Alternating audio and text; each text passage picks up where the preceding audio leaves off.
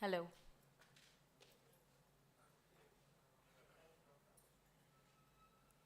You want me to?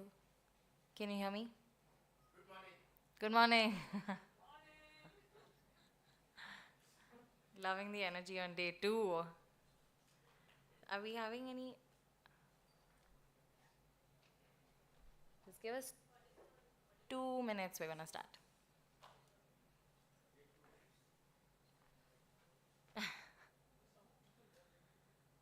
Yeah. Akhilesh, if you could call the people from first floor as well to join in.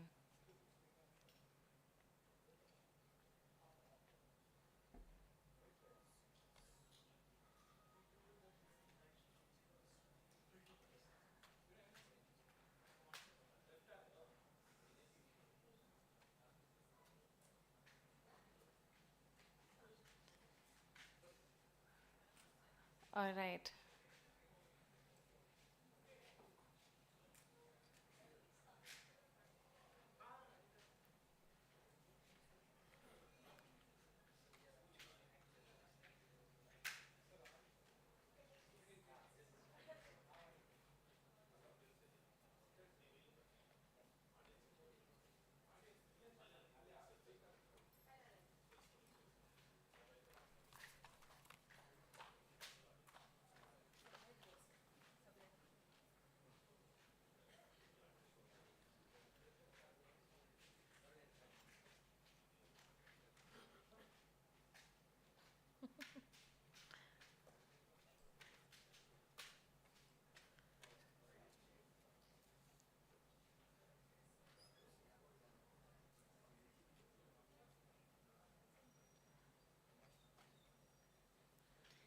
Can we all move to the front area, please?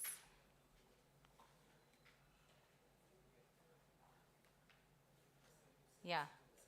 In fact, like front center is even better.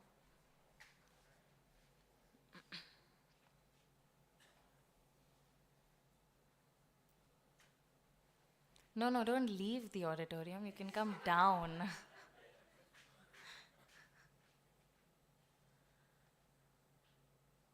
All right, okay, I think we're good to start. Okay. Okay, good morning, everyone. Okay, great. Loving the energy. Can I hear it again? Okay, great. So, for those who didn't come yesterday, a quick brief again. This is Drop Talk 2025. This is the second Drop Talk event. It's my first. Can I get a quick show of hands on who's here for the first time as well? Okay, a good bunch. Okay, so community is growing, which is great. So this year's theme is accelerating water innovations. It's a collaborative effort between Fluxton and Well Labs. Super excited for all of you to be here. We'll actually dive in straight into this session. So we have a session. Quick shout out on what's happening in Hall 1. There is a session on careers in climate and water. If anyone's interested in switching, knowing more about it, please, you can head over to Hall 1. Here we're going to talk about raising equity funding for a water tech startup. So we have two very special speakers. We have Priya Modi, who's the director at Wash Innovation Hub at ASCII. Like we heard Professor Srinivas also speak yesterday, she promotes a lot of startups, enables partnerships, raises funding, and so we're really looking forward to your insights. We also have Ganesh Shankar, CEO and founder at Fluxgen. I know he's going to have highlight learnings because he recently closed a round of funding and some maybe top emotions of your experience.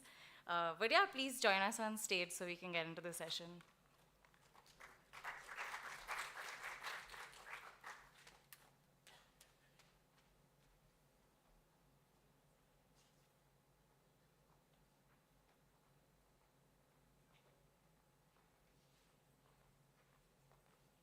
Thank you. Good morning, everyone. How is the Josh? Good morning. Okay. I don't think Ganesh needs any. Sorry. Yeah, I'll take the mic. I'm so used to speaking without the mic. I'm pretty audible without the mic as well, right? But for the live stream, Yes. So I think Ganesh doesn't need an introduction. I've been working with him for a while now. Congratulations for your recent round of funding. you. I should also thank some people sitting here as well. Yeah, sure. They have raised. Uh, There are investors. Oh, sorry. So I should also thank some of our investors who have actually come. Because of them, we could do this. So how many startups we have here in the room today? Okay. How many investors we have in our room today? Okay, there are quite a few. Thank you. Thank you for being part of the session here. So Ganesh, would you want to talk a little about FluxGen and what is the problem they are solving right now? Sure. Yeah, first of all, thanks. I think actually I wanted to interview Priya, what Wash Innovation Hub is doing and how everybody can get the benefit, but she turned around me and she told, So I think a lot of you heard what we do in one of the discussion that Professor Chari did yesterday. And I thought it is important for the people here to listen to Ganesh, his story, his success, his failure, and how can we move forward with his support. And that is why we kind of decided to do it the other way around. Yeah. thank you so much. So yeah, I'll start with this thing. I know many people who have invested might find it really, I don't know how to digest this. I'm a very inefficient person and an inefficient founder in many ways. So I think efficiency is such an important thing. And contrary to that, my team is extremely efficient, right? So I think that's also something that FluxGen does. Right? We believe efficiency is such an important thing to everything water because the world, I don't have to say, we have already heard from all of you yesterday about how we are facing water crisis. Unfortunately, it's a human-made crisis, you know, whether in terms of rapid urbanization. We were fortunate to see a very beautiful lake today morning, but we have also lost many of them.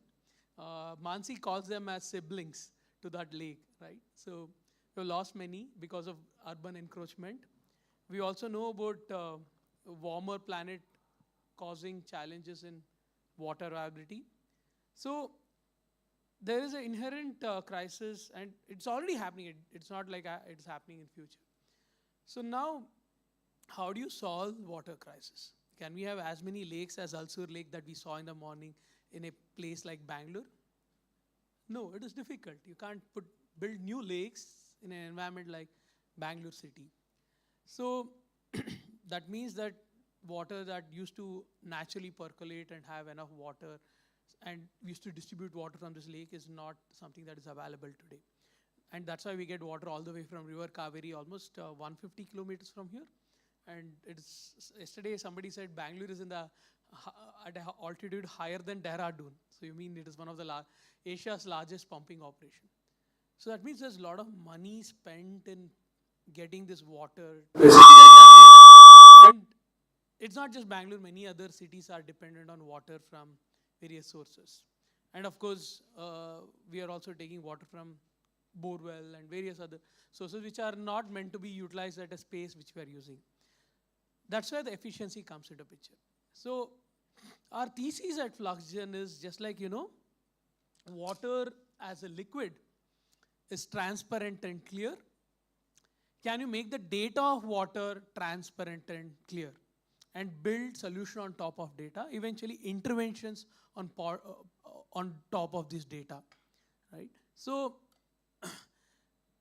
once you actually digitize water infrastructure, you clearly know where is water getting wasted, where is water getting leaked, where is water inefficiently utilized. So once we do digitization, we are able to help in providing prescriptive alerts to take corrective actions. So we have our digital platform, a SaaS platform, which takes data from various sensors through IoT, and also now today we also take data from satellite imagery. Also we are plans of taking data from drones. We have take data from SCADA systems. Wherever you get data, right? We take that data and help provide alerts, notification through our dashboard.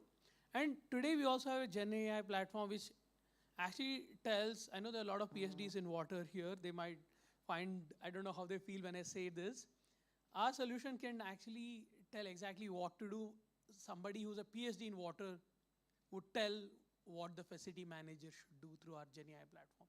because we've been able to use all this data from sensors, satellite imagery, and various government notifications, certification bodies, everything, combine all this data and clearly tell what to do to not run out of business, which is a business continuity risk, avoid any regulatory risk, and at the same time make sure that they use least amount of water they can do with. So that's what we do. Okay. So do I take the first thing as no matter how passionate I am as a co-founder, let's hire smarter people than myself. That helps. All as the an time. I organization? think I was just talking to you today, right? We want people who are hustlers, believe in solving this, and believe that it can be solved. Yeah, and yeah, I know this is not a career session, but since this is live stream, guys out there, we are looking for people like you. And it's a very easy qualification, smarter than me. Okay. Also, Ganesh, based on my experience with investors, I feel there is a limited understanding when it comes to our sector, to the water sector. You also mentioned about data as your, USP. What is it that you feel was really helped you apart from the other startups when you were pitching to the investors? So, as I said, it took me almost like 12 years to do my first equity round. So, I started as a projects and consulting company earlier, I think, at 2011 end. So, I really didn't understand the concept of fundraising at all till 2017, to be honest. So, 2017, of course, I spun off my first company, which was a drone tech company that was completely bootstrapped. In fact, it got acquired by a San Francisco-based company called DroneBase. Till the exit, we never got. So we took loan from various people, not any financial institution, of course. So I was always against or away from this taking money to build a business.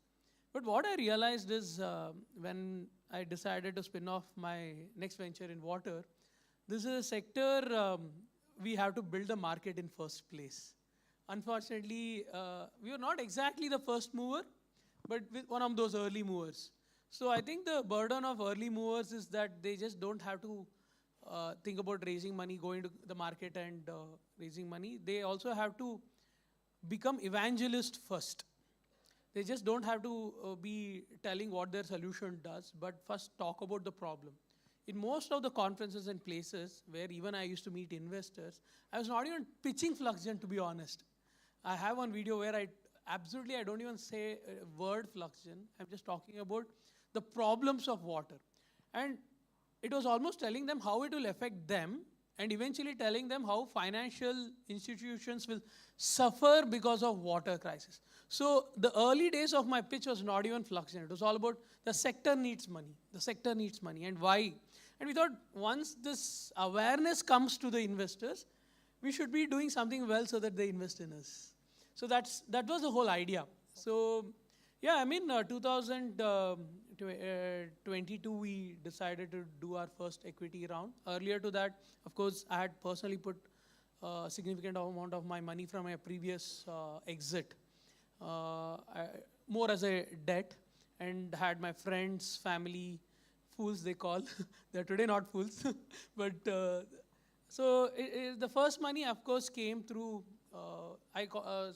guys I used to play cricket with, my school friends were their first check, whom I used to do cycle rides, work second check, and guys who went to college became my next.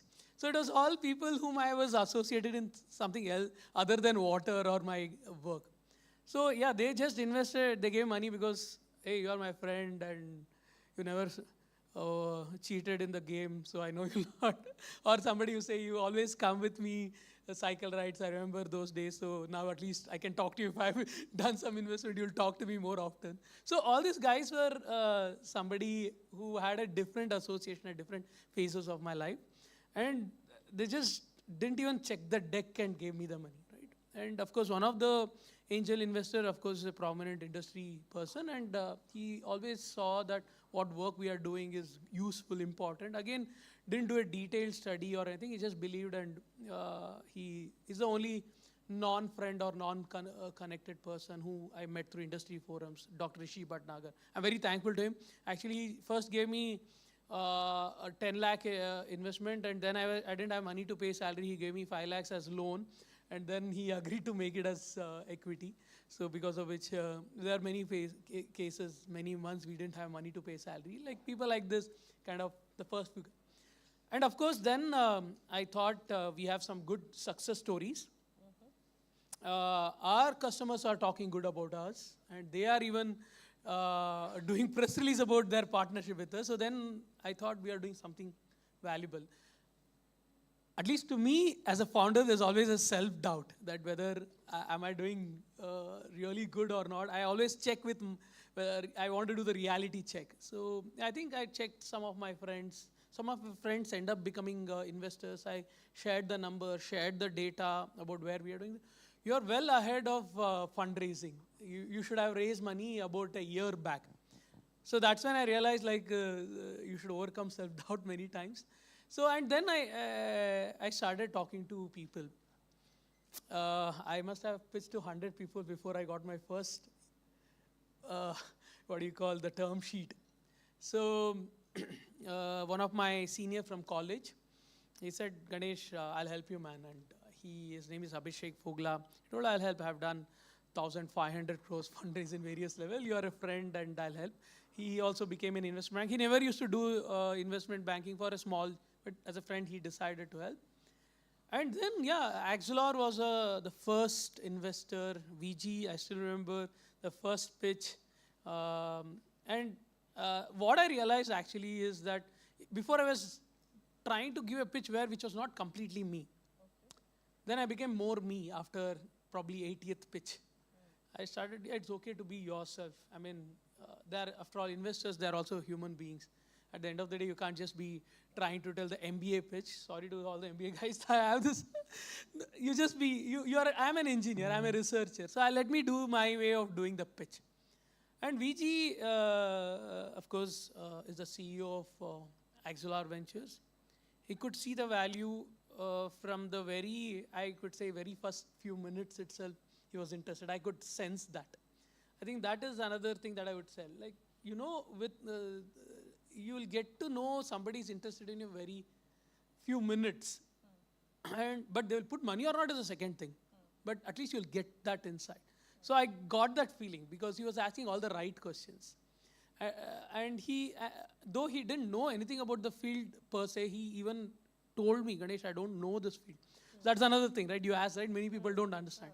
So you need to also find people who may not know, but who might actually care for this thing and see a larger value of it getting solved over a period of time. So unfortunately, you need visionary investors. That's the first thing. I think if you find a visionary investor, you should anybody seeing live, always keep them in loop about what's happening. So I started sending mails to VG on a regular basis. Of course, he asked me, first thing that he asked me is, assume you are able to get full potential of revenue from each of the customer you have. How much would that number be? Because we had around 30 customers by then. For him, it was very impressive for his company of our stage. I did that calculation. Whatever assignment he gave me, I did. So that's another thing. If an investor gives you an assignment, it's good for you and good for them also. So I did all the assignment. He gave me multiple, of course, he was asking me. To me, it was more like an assignment. I did all those assignments. In fact, while doing this assignment, I understood my business even better. That's another thing. When investors ask you a question, it is very valuable. They are very intelligent people. I can tell you, investors are the smartest people. At some point of time, after doing that work, they will also become founders, I know. Or some of them. Because they are very sharp. They get everything from numbers and all that you provide, they get all that information. So the amount of assignment VG eventually gave me helped me understand my own business. So I don't blame all the 100 investors who didn't invest. Probably I was not so prepared. And then we were able to pitch multiple times, and we gave so they pitched to their investment committee. Axelar has a very good investment committee. You know, they are all founders of Infosys or senior most people of Infosys. Chris Gopalakrishnan, Shibulal, all the smartest people are in the. So they had to prepare a proper investment committee deck. So at that time, Vishnu Raji was our point of contact, who was at Axelar at that time.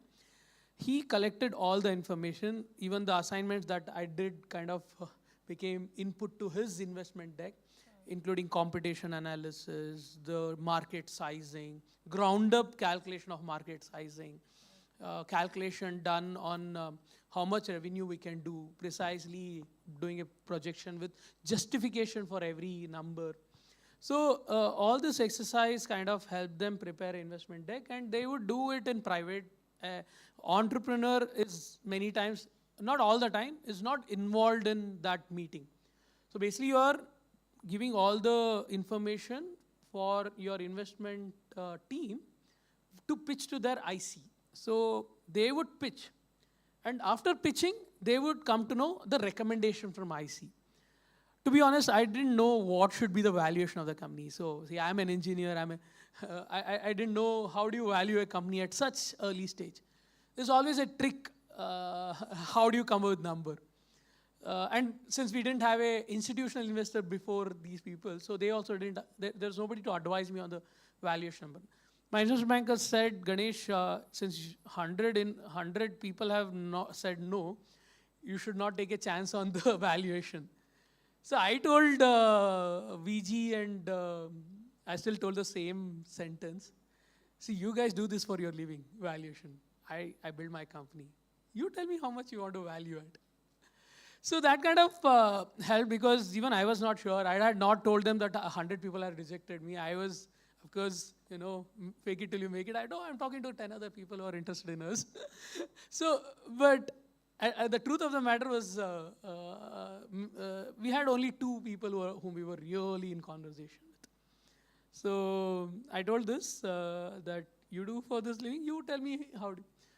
So, because to be honest, I didn't know how to value, because we are so early stage. Right?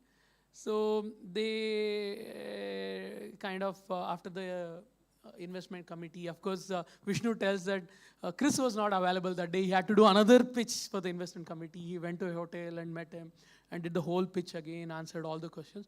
Finally, there was a unanimous decision to invest in Fluxgen, about 4 crore investment. So then they told, we want to do this investment, but we would also want you to get remaining 2 crores or 2.8 crores from remaining investment. So then I started talking to others, because this investment was some way contingent on us getting another. Of course, my lawyers made it that whether you get other investors or not, you still invest. Somehow they negotiated it. So it was not a big risk, but we thought at least we need 6 crores at that stage. So then we started talking to various investors who has said no. So first thing we did was people who had showed warm interest initially or were very interested, had 2-3 conversations. We told, now we have somebody to lead the round. So basically a lead investor is somebody who gives you the first check and significant size of the check, right? So Axelar is our lead investor. That was very helpful, because before nobody knew the market. Since you asked this question, nobody understands this market. The second the other way of validation for investors who don't understand a water market by itself is if somebody else is backing, and who is that? The quality of investor is also matters. These guys are founders of Infosys. Obviously, it has run through them. So it became very attractive after that. Then our investors themselves introduced us to few people, and one was, of course, Arun. I was introduced to Arun, sitting here, by Nandan. Nandan is our board at Fluxgen from Axelar. So I spoke to Arun. Incidentally, Arun himself had worked in sustainability. So to me, that was a comfort. So though I was talking to 4, this time I was actually having real conversation, unlike before, right? This time, because there is an investor coming in, and they were all, we had already, some people wanted to put 1 crore, somebody put 50 lakhs. So we had many other people. But what I liked was, if somebody who doesn't understand water, sustainability, they are investing in us, it could be a risk, right? So Arun himself had been in sustainability, in circular economy, he had worked, right? So to me, it was a big comfort because an operator becoming an investor is a big value. If somebody who's built a company or worked in a company in specific field, them taking up onto this one investment is that they understand the hustle, struggle, and of a startup, and that was great that I spoke to Arun. Of course, Arun runs Arali along with Rajiv and few others, which is a B2B enterprise tech. So that way we qualified not as a sustainability company, not as a water tech company, but as a B2B enterprise SaaS or enterprise tech, not even SaaS, enterprise tech. Correct, Arun? Yeah. So that way, I think that is very important. If you are raising money, you should know what is their thesis. So Axelar in many cases was a sector agnostic. They had never done investment in climate. Probably we were their first check, first investment, first term sheet in climate. So Axelar, of course, I didn't know, as I said. But this time I was started looking at people who are looking at specific sector. Of course, I spoke to a lot of water tech, but water fund, but that was very less in 2022. So I was focusing more on B2B enterprise SaaS. So the thesis was very clear with Arali. So there's one catch. We only had certain amount of stake that we wanted to give. We didn't want to go beyond. But Arali wanted more. I mean, that also is a validation. Probably you're worth it. So then I think we decided, at an early stage, one more thing I want to say, founders who are listening online, others, is giving of equity doesn't matter. Like if you think of it, NVIDIA gave 30% of their company for $2 million for Sequoia. Is that the number? Or Airbnb gave 25% to Sequoia for $550K. So these numbers tell that early stage, they might be billions, trillion-dollar companies. Early stage, you should, I feel conserving equity doesn't make any sense because first of all, there's a lot of guesswork happening. At the same time, you don't know, you're at a seed stage or something like that, what may happen. The failures are very high. So I think that's a bet you should take. But only thing is like you have to give that percentage to people whom you can trust. So to me, I felt Arali as somebody who will take us to the next level. In fact, they're taking us to the next level. Like today, at least 4 of our advisors, very key advisors, have come from them. So in that respect, I still had multiple conversations with Arun. Always tell Ganesh, we also have, I don't know if I could say, we also have equity targets. So you have to achieve that. And so I could understand his point of view. And I am so glad that we actually got them on board. And they are very important growth hackers for us in a way. I get all the good introductions. So I think, yeah, that was how we were able to find. Unfortunately, both of them were not water-specific investments. So, but I can tell in my next round how I could go. Because it was a big monologue, probably I'll pause. No. Can we have a question to Arun, please? If that's okay? Yeah, please. So I would want to hear from you, Arun. What made you invest in Ganesh and FluxGen? What is it that you were looking at? And what really made the difference for you to do the decision making? I think this will be a good answer for the other startups who are here in the room as well. So, I mean, I think Ganesh just talked about what we do, right? We are a very commercial investor. I mean, although I've worked in the sustainability space, this part of my career, we set up a fund and we're going to invest in startups that are providing value to larger enterprises, right? So that is what we do. That's what we do for a living. When we looked at FluxGen, there are 2 important things that sort of converge, right? One is we could see that this being a big problem in the next 3, 4 years, 5 years, 6 years, whatever.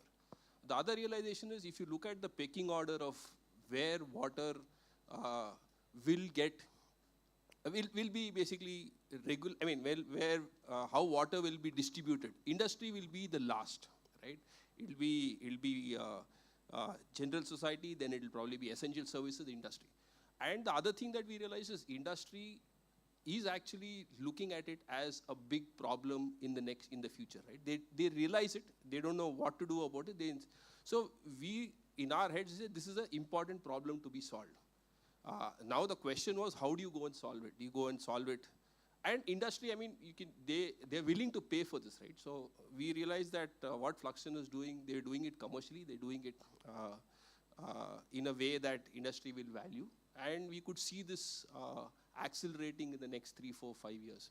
So all of these were the factors for us to go back and consider, right, whether this will be an interesting investment. The other aspect was that there weren't a lot of people solving this problem, right? Which again, for an investor, it's important that the companies you back actually can become large from not impact perspective, from a scale perspective, right? Sure. That's when, yeah. So these are the factors, and just Ganesh and the initial team that he had built was very impressive, right? And these are 3, 4 factors, I guess, that helped us go back and make the decision. Okay. Does that answer? I'm guessing, yeah. Yes, yes. Is there any startup here or anybody else you have a question to Arun? I think we can take it now rather than waiting till the end.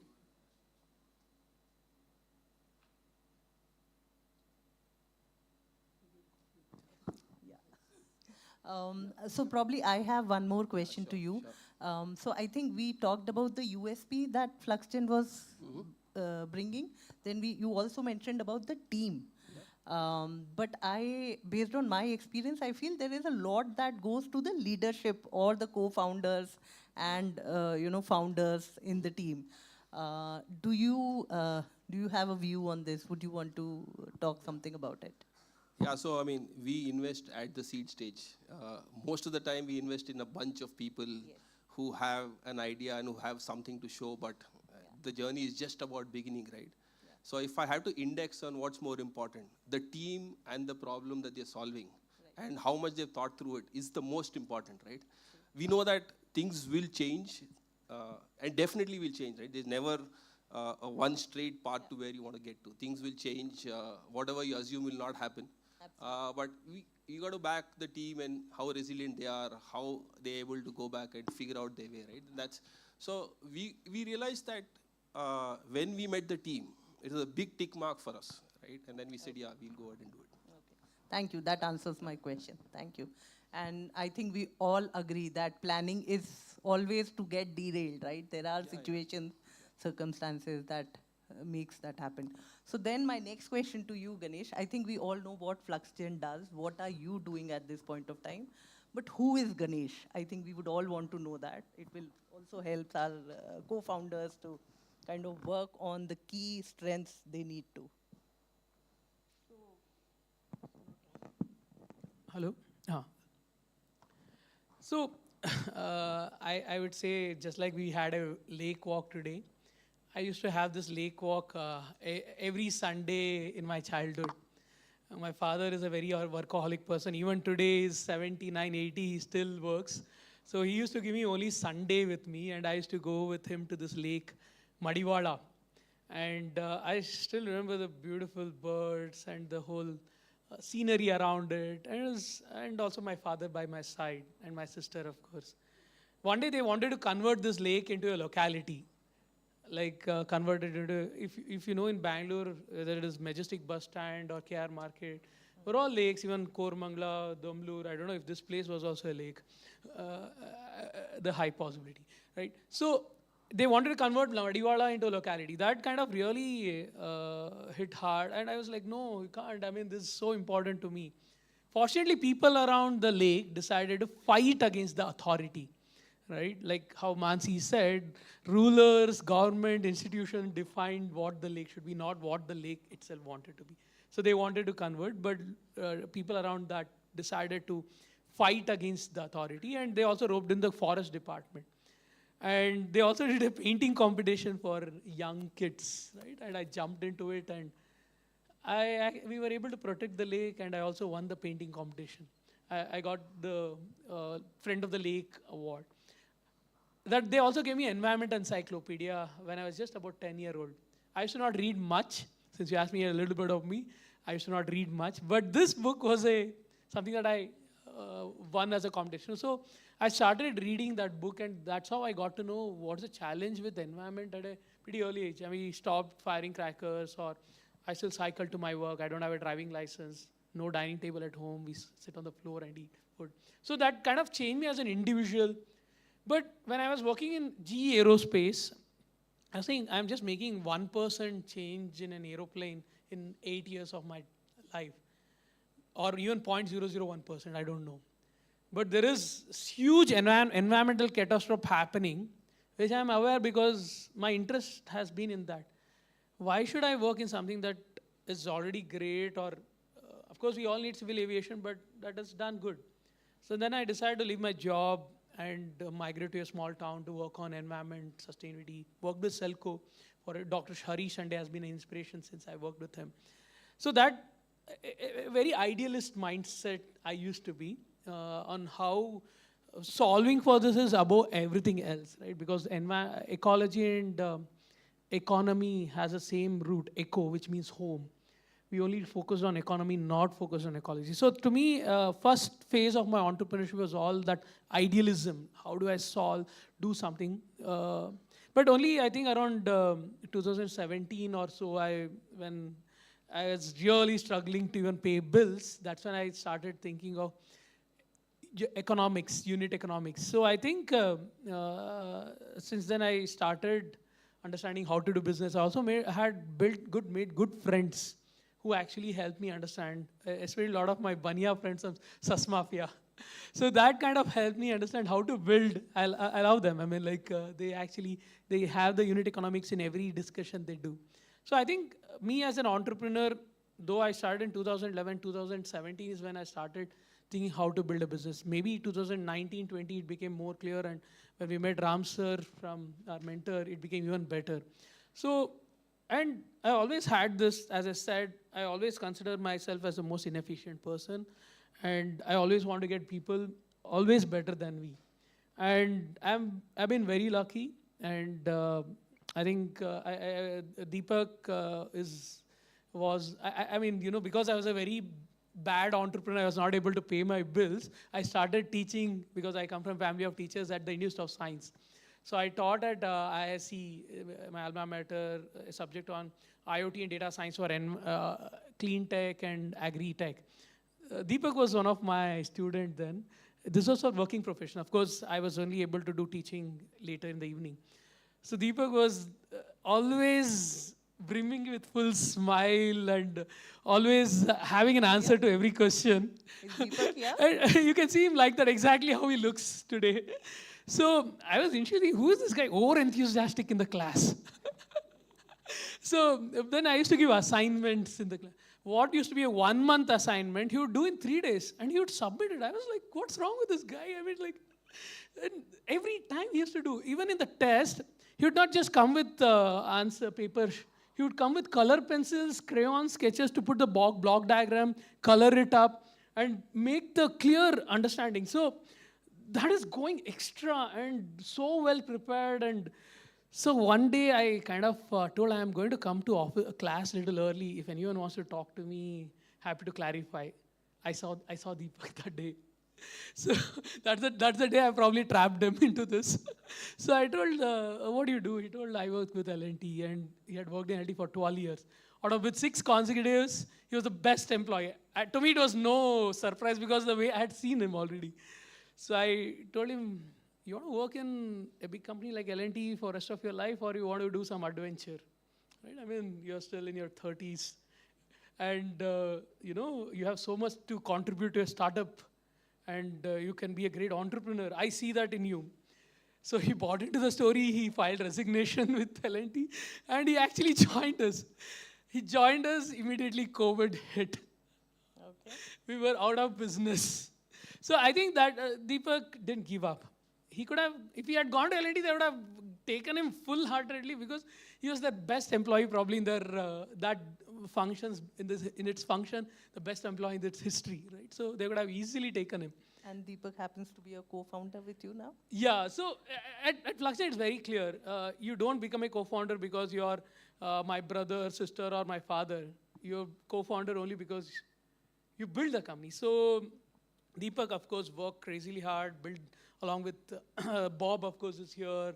Sham, of course, has been with us for a very long time. And so that's how I think we all decided, no, it's only leadership happens within the company. That's how the story of how, so Deepak was not a co-founder even when Arali invested in us along with Axelor. At that time, I was a single founder. But I saw that being a single founder, it's not just risk for my people, everybody. Risk. It's a key person In risk. fact, it's a very big thing that they invested in you when there were no Co-founders. co-founders. I mean, it's a very, usually it doesn't happen, right, as a norm. Yeah. So, yes. So, but yeah, I think, but I had also told I am going to work on the key man risk.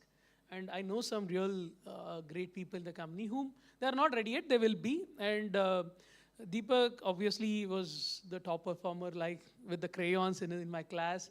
Today he goes with a cutting player to the ground. If an important customer in Sharjah needs him, he would go and fix everything. Or whether it is creating financial model, or whether it is building the next product or next vertical, he has and it also, he was a natural choice to be the co-founder of Fluxgen, and I'm very glad that he accepted to be the co-founder. And yeah, that's the story of Fluxgen. It's also, again, others entrepreneurs, you don't have to always have a co-founder to start with.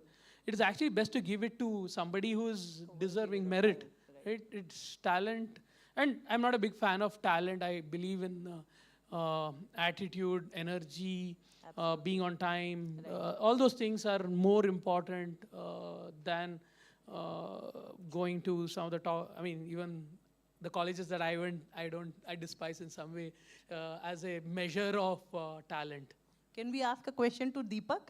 Deepak, can we have you here on the stage, please?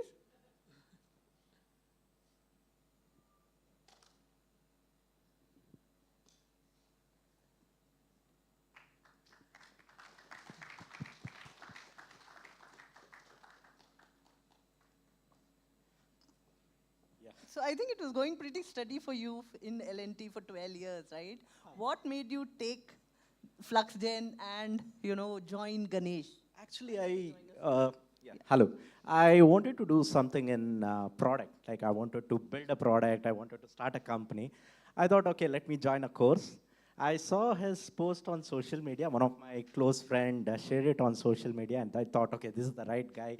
I need to go and learn product development. I had a lot of time. So that's the reason I could dedicate a lot of time for this project. And somehow I connected with him. No, it's okay. Somehow I connected with him, and I saw a vision in him. I come from a similar domain. I was into energy. I was working on sustainable solution. I thought there's a huge opportunity in water, but I didn't know how to start working in this sector. Probably his vision, I saw something in him. I was foolish enough to leave my job. I don't know, even my relatives and my mom, they were against us. But sometimes you need to take that risk. And sometimes you need to believe in yourself, and you need to believe in a person where you see that this is the person who can take you to the next level. Probably I took that risk, and I don't know whether I took a right decision or not, but I believed in myself as well. Like I knew what I could achieve. And COVID was a very good test for us, and we started concentrating on our strength. We started to concentrating on what we can bring change into this domain or into this water industry as a whole. And here we are raising 2 rounds of fund, and every year I used to get new assignment. Like first I asked Ganesh sir, like, what do you want me to do?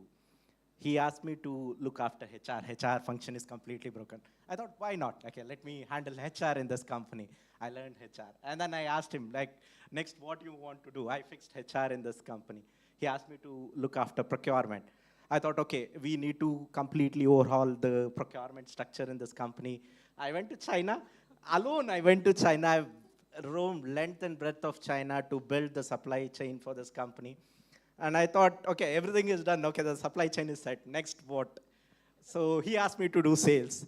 And I thought, okay, sales is my experience. And where I have spent most of my time doing sales in L&T. I did sales as well in this company. And then one day he came to me and asked me to become a chief operating officer. I thought, okay, in startups you get any kind of title. Why not? Okay, I'll become a chief operating officer of this company. And last year, I don't know whether he was crazy to offer me a co-founder. And I thought, okay, this is required for this company if the company has to raise funds. So somebody should be there to help him out. I see him as a teacher, even now. I respect him. And probably going forward, I'll be doing the same as well. Like once you are a student, you will be a student throughout. Learning continues. Where every time I look at him and then the way he handles things, there are few things which he is not good at. Probably that's where I feel that I can compliment him and then I can bring in bit of difference and probably for the stakeholders as well. We can bring in some confidence to the stakeholders as well. So this is what I've been doing here, and then probably I'll continue the same. And we see a huge opportunity here. And he has built a brand, he has built a company, and now probably we need to take it to the next level. And we have all the drivers aligning, and this is the right time to be in water segment. It's not only me, there are other people in the company where they've dedicated their entire career into this company, and then they're building this company. They are the force behind this company. I don't know. I think, yeah, we can have a bigger round of applause for this team, I think. They deserve it. Thank you. Ganesh, my next question is to you. I think you have the right people, you have the right processes in place, there is profit, passion is there. I want to dig a little deeper in the process part. So while you make it sound very easy, the entire journey of fundraising, there would have been a set of due diligences, processes. Do you feel that there were certain stakeholders, partners who helped you along, and what kept you going? I would want you to also talk about some mistakes and the challenges that you kind of encountered during that journey. Yeah, to be honest, when I was going for the second fundraise, I was not as apprehensive as I was during the first fundraise. But the market was very bad, but the amount of money that we also set to raise was, I think, between us, all in our board, kept an audacious target. And somebody like me, you know, as I said, like, who had not done my previous fundraise also, I was taken an assistance from an investment banker, my senior from college. This time also, we decided not to have a investment banker. But what helped us was we had the base deck ready from the first pitch itself. So it was not starting from zero. We had already had some level of work done. And because when you have raised money, you would also have done your MIS every month on month. Though, I mean, investors, MIS means in management information system, where you share all the information about the company to various stakeholders, including investors, right? So that way, I think some way we are ready in some level. And at the same time, we also realized there is a level of evangelism still need to continue about water, not just about Fluxgen alone. So we continue to do that. And of course, Deepak and myself decided we'll somehow do it between us, right? We'll do it.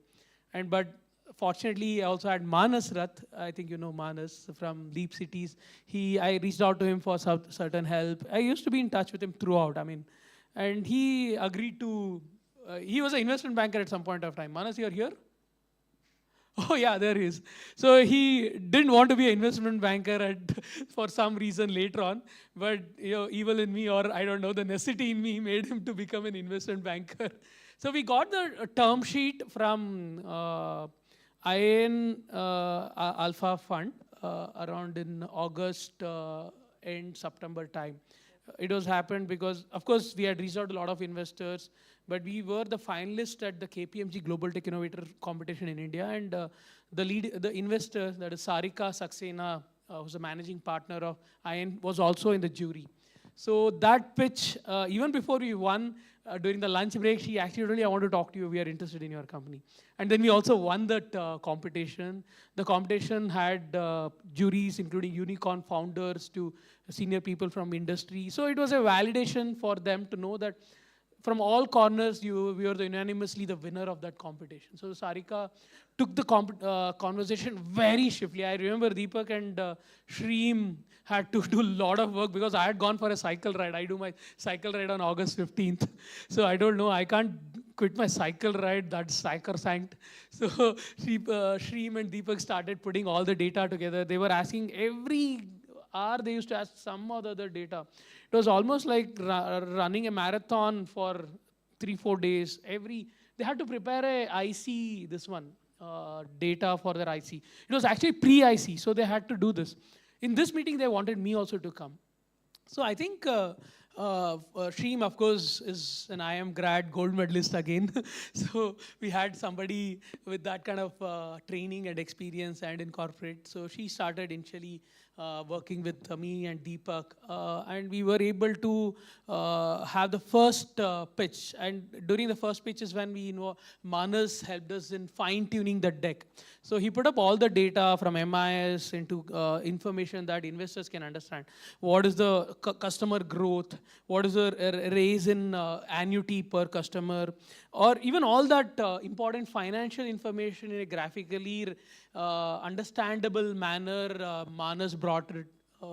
And also the story, we kind of worked it out together over a period of time. So we divided roles between Deepak, me, and Manas. And then, of course, Shreem was told, now that we are so getting busy with investment, you start working on BD and other things. So we kind of relieved her from the investment side of things. And of course, we involved other teams for various other functions, like Shyam would take care of the product enhancement. Some of the products, again, we had in our pipeline of doing. So we asked Shyam, now we want this product ready by this time. We are already telling this part of our product. So Shyam had to put overload to the product tech team to come up with our new AI products. So you also have to understand that there is a buzz about AI, so we can't just sell sustainability, right? So, and we also realized it's so useful. Whatever we had thought of doing in next 1 year, we thought, let's do it now. This is going to aid towards. So the whole company got transformed towards fundraise. So in a way, while we were focusing on a sales target, focusing on various other things, for nearly 3-4 months, the company oriented itself to be fundraise ready. Right? So this is something that our investors might be knowing only now, but we actually started thinking, how do you create stakeholder confidence? Especially when you're doing such a big round, like 28-30 crores is what we had thought, and not dilute more than 20% kind of thing, right? So I think the whole company came together.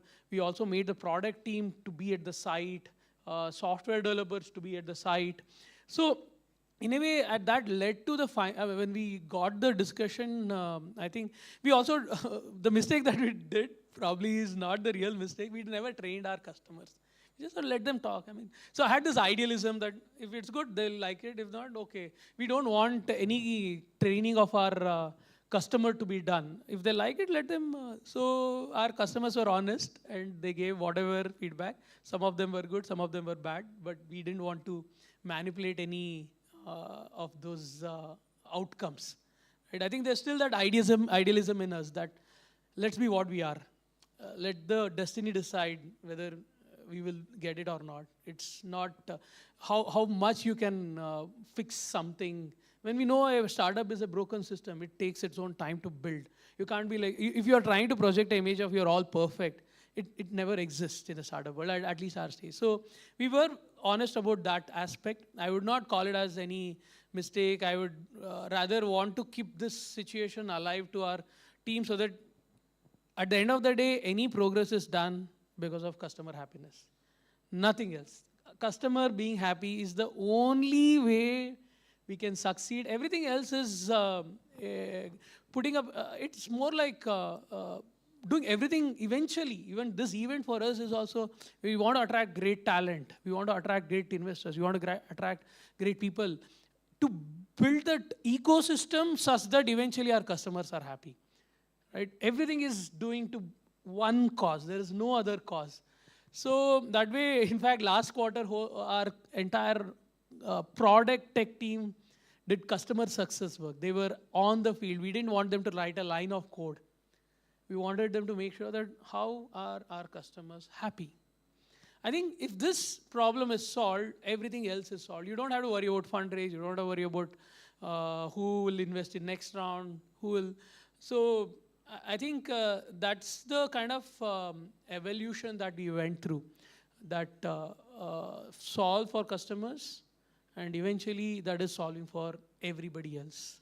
But when you were getting ready for investment, like for the funding, did you customize the plans as per who are you reaching out to? Are you reaching out to a VC?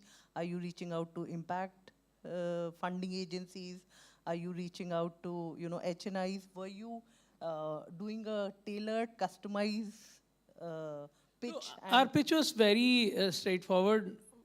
It's not, if it's investing in us, it's just not only have the social impact. We are in social impact. That's the foundation of our work. So we are solving for water. We are saving water. That is already implicit or clear. That is what we are. So we are very clear that we are helping our investors become rich. At the end of the day, if our investors don't, see, that's very simple. We want to make our customers achieve their goal. We want to make our investor rich. That's the only truth that I know of, right? And of course, we want to make our employees succeed in their career, eventually leads to wealth creation.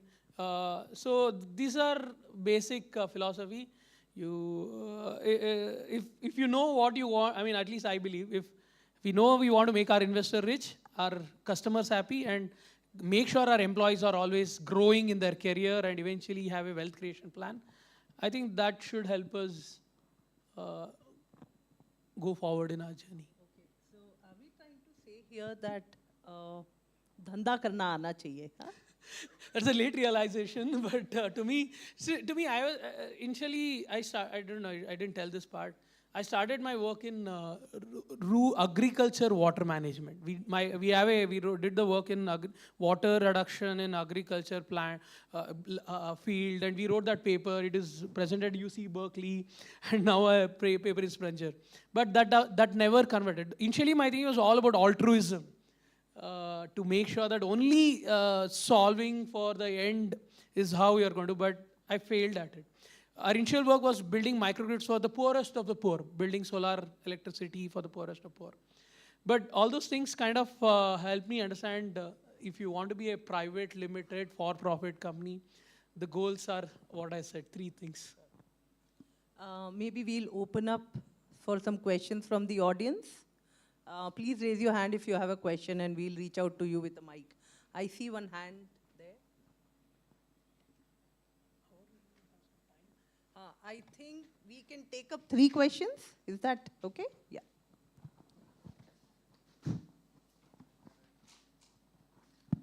Hi Ganesh, Priyanshu here. You mentioned you had to categorize your company as enterprise tech or SaaS rather than a water tech particularly. I just wanted to ask if investors consider microbiology, biochemistry, and deep engineering as tech as well. Because in the water sector, it's more about hardware, right? It's not a pure play software play of building apps or websites or things like that. So just wanted to know if investors consider deep engineering as tech as well? That's my first question. And second being, when you're pre-revenue, your valuation is kind of considered, it's still hazy or kind of does not have a revenue multiple kind of a thing to it. But as soon as you start generating revenue, your valuations become a multiple of your revenue or EBITDA or things like that. So how do you avoid that trap? Because early revenues are generally less, and when you start, like your first round could be on an ideation, your second round could be on early revenue. So how do you avoid that trap of revenue multiples? Yeah, thanks, Priyanshu. Nice to see you here in this room. So Priyanshu himself runs a very good water tech company called Clean Water. So first answer, yes, today the definition of tech has changed from before. Before, it always used to be SaaS. So that's why I changed my thing. Arali is not B2B enterprise SaaS, it's enterprise tech, right? So that means they are actually investing in tech in broader sense, right? So I think biology, all these things are considered, I mean, especially the work that you do today, is considered tech. Perhaps in some years back, it was not considered as tech. It was considered, I don't know, maybe civil engineering or services. But today, all the tech is not just this computer and software and that's not the thing.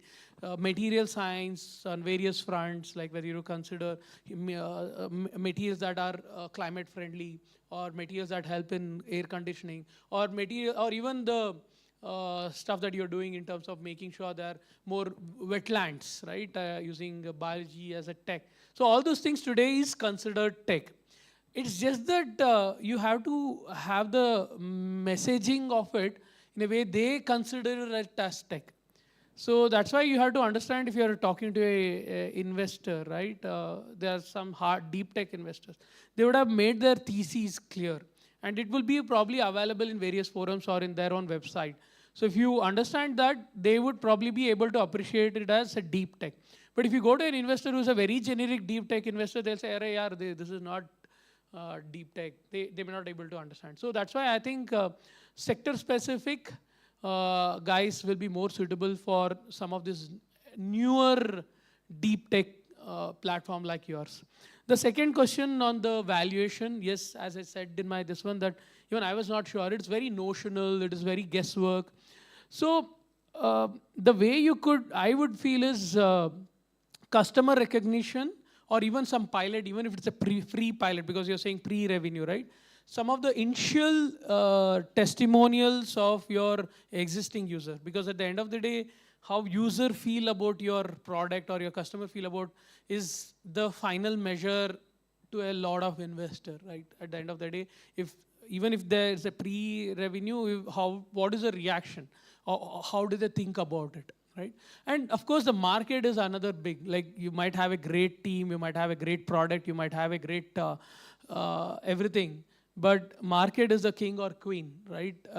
If the market exists and that is very clearly visible, the valuation can be very different even if you have a revenue and no revenue also, right? Or even if you have a great team. So market that's where I think my request to Wash Innovation Hub, which has also played a very important role in our journey as well, right? In becoming part of Amrut, the whole selection procedure. And we have also been part of various workshops organized by WIH. I think you should consider attending. Last week also you had a very interesting workshop, right? So even Melinda Gates. So I think it is very important that you understand how ecosystem like Wash Innovation Hub can give you some data on the market. And that can be very useful, right? And other aspect is tailwinds. What are the tailwinds in the market? That's where, again, Wash Innovation Hub can help in the policy creation, right?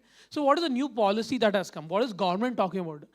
And one more thing I have understood late is we always start wanting to build for India. Of course, we have our strong patriotism. But at the end of the day, if you're in business, again, dhanda karna hai, what you said, right? So you have to think which market might like your product a lot, and you may want to do a pilot there. And there could be accelerated revenue generation in some other market where your solution can have easy fit and nobody is doing it, right? So I think those things can tell an investor, okay, this is really great. And you come from IIT Bombay, I think there is an extra premium to it. So definitely you should play for your strength. So I think these are some, at the same time, a very early stage team is in the stage of forming. So of course, sorry to say, but I'm not a big fan of getting people from top colleges like IIT, but it might actually build a negative. The founder being an IITian is good. But if you have too many people from some of these institutes, they feel like, hey, this guy's going to spend a lot of money from whatever I give.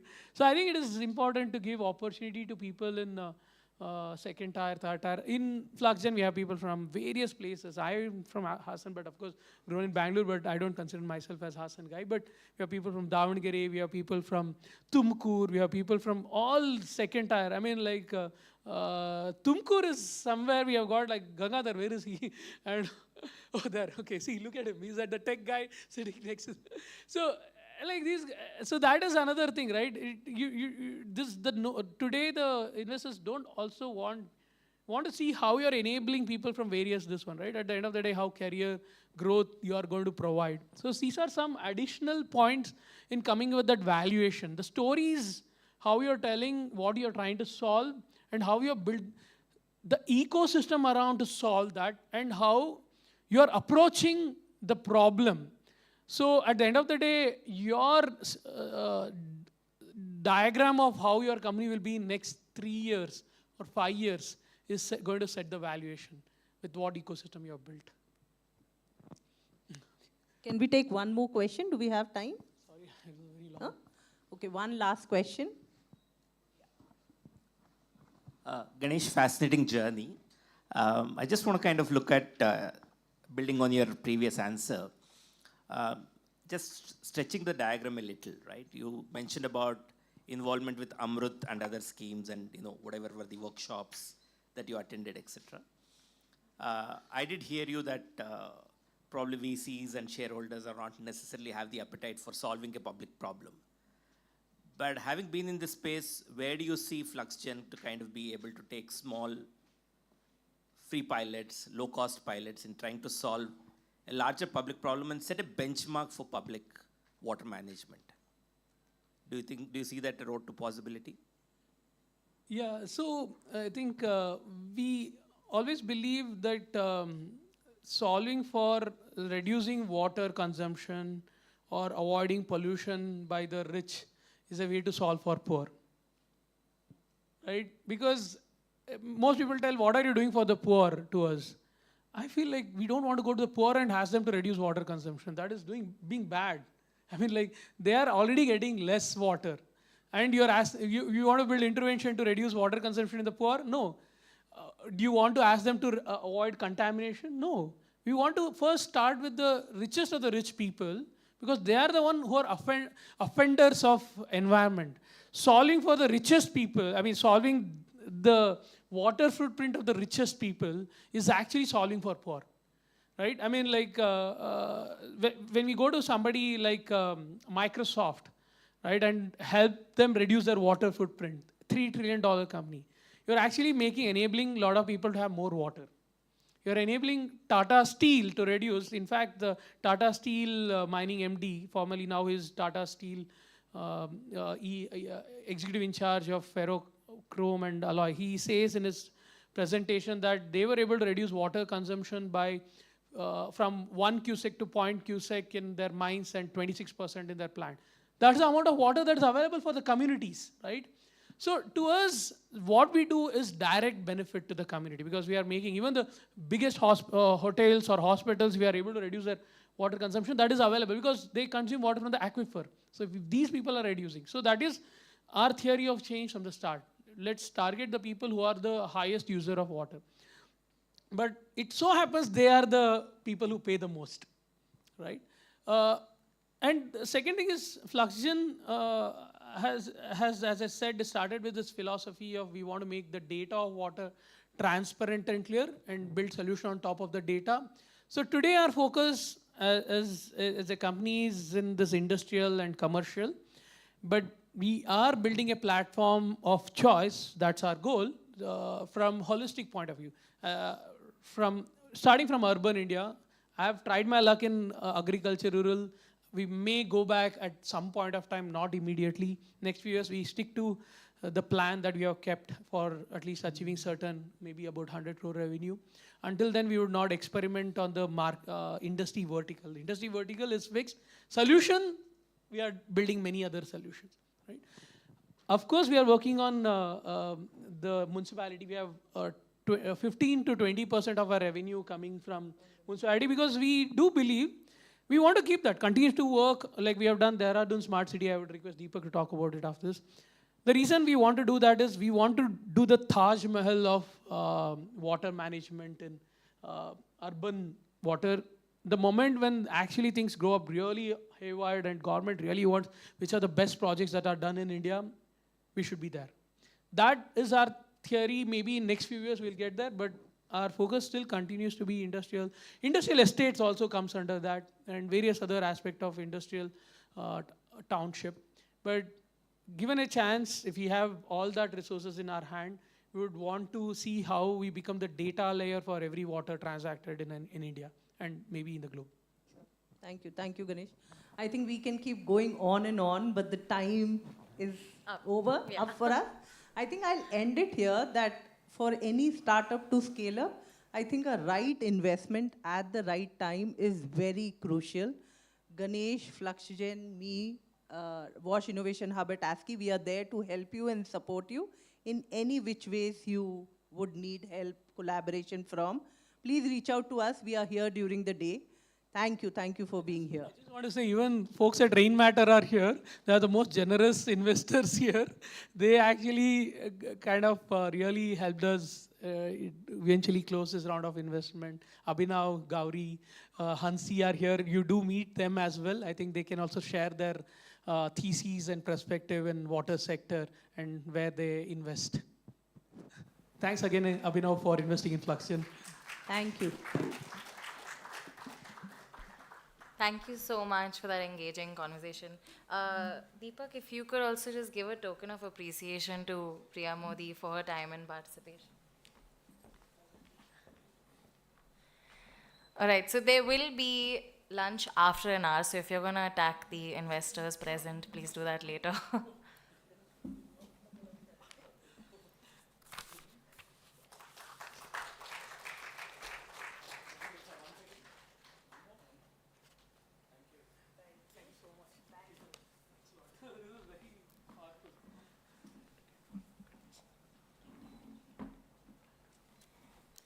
Okay, thank you so much. We are running a little late, so we're going to jump into the next session. Quick shout out to what's happening in Hall 1 and Hall 2. So in Hall 1, there's a case study session on Gujarat micro irrigation by Dr. Suparna. If anyone's interested, you can join into Hall 1. It's a hybrid session. I think there's